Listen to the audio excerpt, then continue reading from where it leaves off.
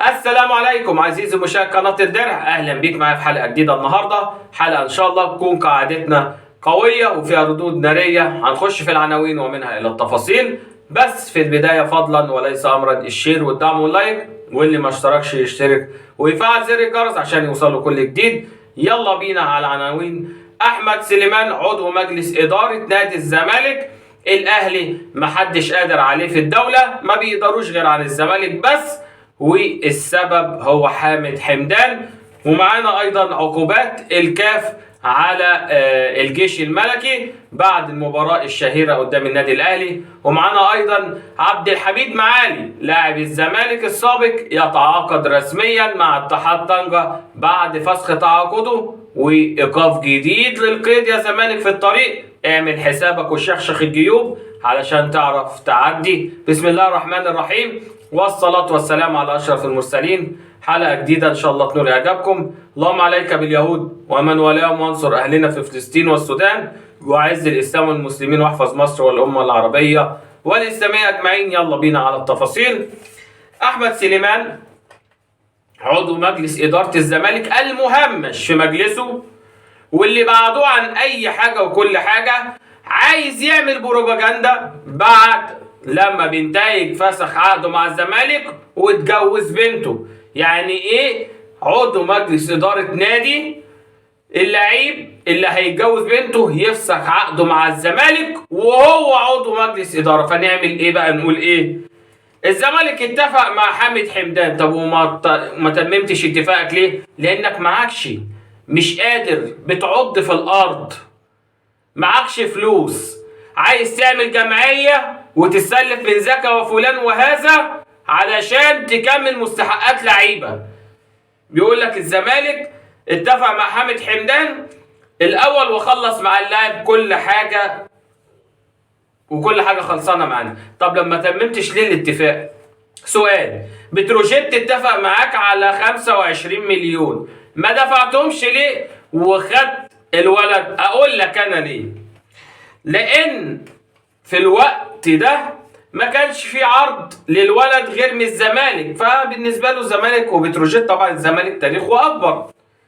انما اذا وجد الماء بطل التيمم، اذا وجد الاهلي انتهى موضوع الزمالك. الاهلي بفضل الله الكبير العظيم، البطولات، اكبر قلعه رياضيه في الشرق الاوسط ومن اكبر قلاع العالم. فاذا كنت انت اكبر قلعه رياضيه في الجيزه على راي ابو المعاطي زكي، فالاهلي من اكبر قلاع العالم.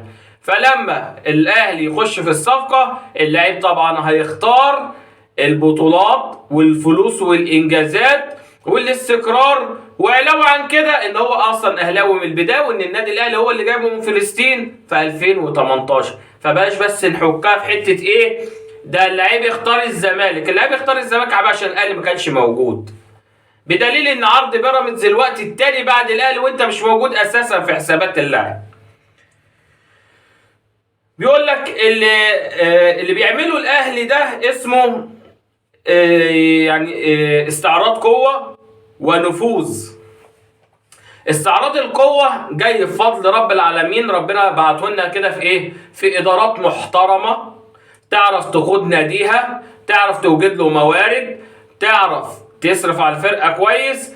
بفضل الله ربنا بيكلل المجهود ده في ايه؟ في بطولات افريقيه، مشاركات عالميه، فبيخش لنا حاجات دولاريه انت ما بتسمعش عنها في طبق اليوم. ومن بيع لعيبه زي اسامه ابو علي مثلا 9 مليون دولار، فبيخش عوائد ماديه بتجعل الاهلي قوي. طب ما سمعناش ليه بقى عن النفوذ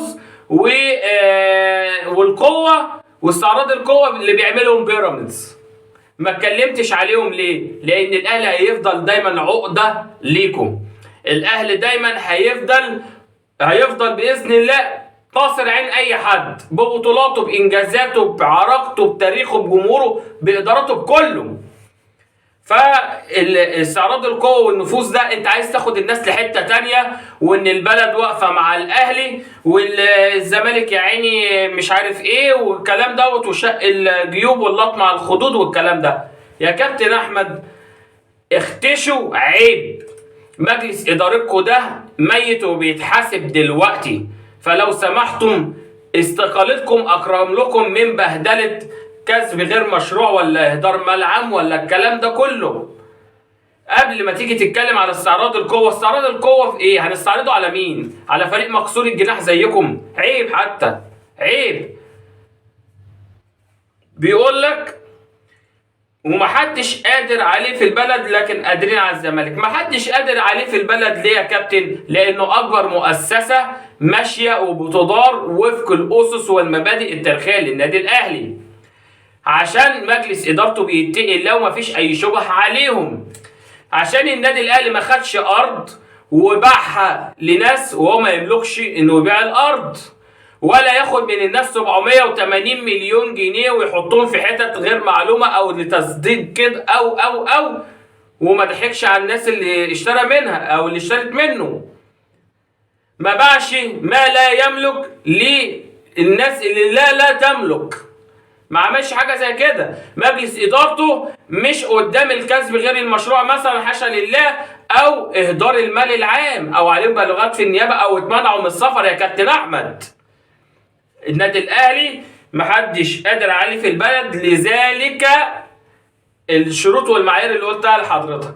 انما اي حد، محدش فوق القانون في البلد. لو في حد عليه شبهه في مجلس اداره الاهلي او الناس هنتكلم عنه، انما طالما الناس شرفاء والناس شغاله بما يرضي الله ما عليهاش اي شائبه، فلو سمحت بلاش تتكلم عن الموضوع ده وتاخدنا في سكه تانيه. بيقول لك قادرين على الزمالك بس. طب قادرين عليه ليه يا كابتن؟ عشان ماشيين غلط، علشان عليكم دلوقتي قضيه في النيابه بيتقال اهدار مال عام، عشان مش قادرين تديروا النادي، علشان حضرتك جبت 9 ايقافات غير اللي جاي للنادي واهدرت مال عام كمان، علشان حضرتك مش عارف تدير، علشان حضرتك سلمت الفرقه لجون ادوارد يتحكم فيها وما تقدرش تتكلم عشان في عقود، علشان حضرتك تسال بنتيك الاول فسخ تعاقده مع الزمالك ليه؟ عشان هو جوز بنتك، وبعد كده ابقى اقول الاهلي محدش قادر عليه. اذا كان انت نفسك جوز بنتك فسخ تعاقده مع الزمالك ومحدش قادر يرجعه تاني، ولا قليل من الماء يطهره يا كابتن احمد؟ قادرين على الزمالك بس، قادرين على الزمالك بس عشان المخالفات اللي عنده فقط لا غير، عشان مجلس اداراه على مر التاريخ من ساعه ما استلموا الارض لحد دلوقتي ما عملش اي حاجه في عز ما كان فيه فلوس يا كابتن احمد. عرفت قادرين عليه ليه؟ بالقانون يا كابتن. نادي بتروجيت تابع للدوله ولازم يلتزم مع الزمالك في الاتفاق اللي عملناه مع حامد حمدان. وبقول لحامد حمدان رد على التليفون يا حامد حمدان، اما اللعيب نفسه مش عايز يرد عليك. مطالب ان الدوله تلزم لعيب من جنسيه اخرى انه يلتزم بتعاقد هو ما تمش اصلا، يعني نخلي بتروجيت يلتزم ال 25 مليون بتوع الزمالك ويرفض ال 40 من الاهلي، ورغبه اللاعب للاهلي وتوقيعه للاهلي. اذا كان اللاعب اصلا انت ما خجلتش وبتقول رد علينا يا حامد، يعني هو مش عايز يرد عليك اصلا، يعني مش عايزك اصلا، يبقى المفروض يبقى فيه شويه سنس ان اللاعب خلاص ما بقاش عايزني. اللاعب كان عايزني في وقتها علشان ما كانش عنده عروض تانية، ولما جت العروض التانية زي ما قلنا كلمه بسيطه اختم بيها موضوعك: اذا وجد الماء بطل التيمم، واذا وجد الاهلي اختفى الزمالك بفضل الله. نخش على عقوبات الكاف اللي اتعملت من الاتحاد الافريقي. عقوبات هزليه من وجهه نظري، عقوبات تدخل فيها فوزي لقجع رئيس الجامعه المغربيه او رئيس اتحاد الكره هناك في المغرب، عشان الناس بس ما تاخدش اللفظ تقول لك يعني رئيس الجامعه.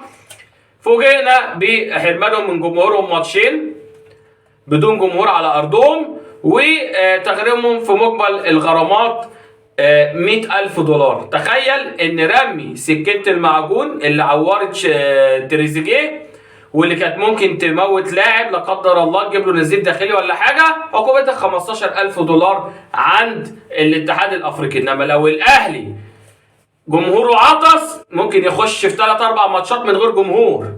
وممكن النتيجه تتحسب للجيش الملكي، وممكن مش ده الاتحاد الافريقي الزملكاوي اللي انتوا عمالين تمجدوا وتقولوا ده اهلاوي والطوب الاحمر اهلاوي والاسبان اللي بنبني بيه اهلاوي، اهو عقوبات هزليه.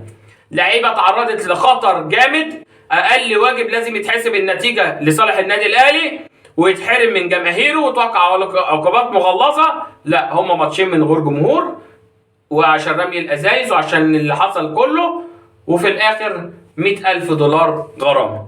انما لو الاهلي عمل كده مجازر ومشانق تتعلق. فدي عقوبات هزليه من الكاف، ومش غريب على الكاف اللي ركع لاوروبا علشان يعمل افريقيا كل 4 سنين، ويعمل افريقيه كل سنه، ويبهدل المنتخبات في بنيه تحتيه متهالكه في الدول الافريقيه وفقيره، ومحدش يعرف يتنقل بحاجه هناك، فمش غريب عليه.